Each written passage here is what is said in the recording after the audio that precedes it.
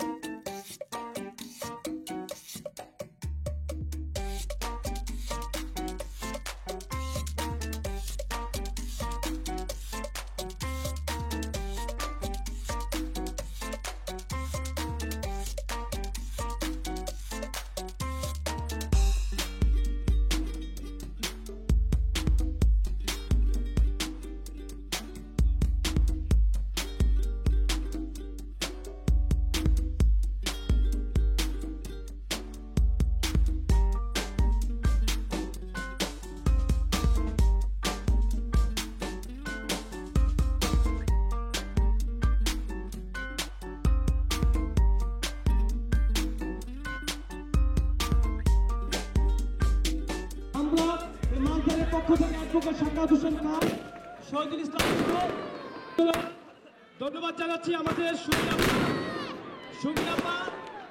একটি গোষ্ঠী তারা ক্ষমতার মোহে পড়ে গেছে। তারা বিভিন্নভাবে সংস্কারের কথা বলছে, তারা বিচারের কথা বলছে, বিভিন্ন অজুহাতে তারা নির্বাচনকে পিছিয়ে দেওয়ার একটি অপচেষ্টা করছে।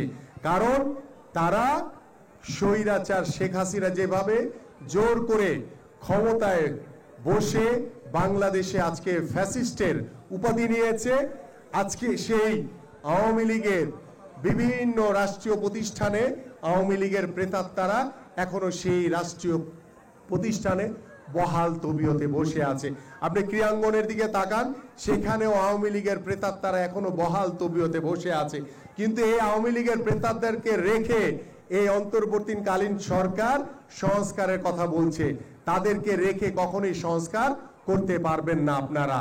যে গত 17 বছর এই স্বৈরাচার সরকার যেভাবে ক্রীড়াঙ্গনে দলীয়করণ করেছে, বাংলাদেশের সকল রাষ্ট্রীয় প্রতিষ্ঠানে দলীয়করণ করেছে, আমরা ইনশাল্লাহ ভবিষ্যতে যদি এদেশের জনগণের ভোটে নির্বাচিত হতে পারি, সরকার গঠন করতে পারি, আমরা কখনোই ক্রীড়াঙ্গনে আর কখনো দলীয়করণ করব না এবং কোনো রাষ্ট্রীয় প্রতিষ্ঠানেও দলীয়করণ করা হবে না।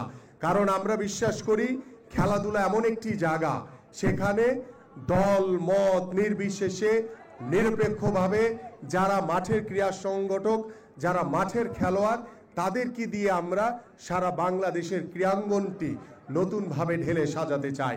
এই জন্য আমরা গত 17 বছর স্বৈরাচার সরকার যেভাবে বাংলাদেশের মানুষের উপরে প্রভাব বিস্তার করেছে, স্বৈরাচারী কায়দায় আমাদের উপরে জুলুম নির্যাতন নিপীড়ন চালিয়েছে, আমাদের সাধারণ মানুষের উপরে যেভাবে জুলুম নির্যাতন চালিয়েছে, এবং গত জুলাইয়ে আন্দোলনে যেভাবে আমাদের ছাত্র ভাইদেরকে গুলি করে হত্যা করেছে, যেভাবে আমাদের সাধারণ মানুষকে গুলি করে হত্যা করেছে, যেভাবে আমাদের বিএনপির সকল নেতাকর্মীকে গুলি করে হত্যা করেছে, আমরা সেই স্বৈরাচার শেখ হাসিনা সহ সকলের বিচার অবশ্যই বাংলাদেশের মাটিতে করব।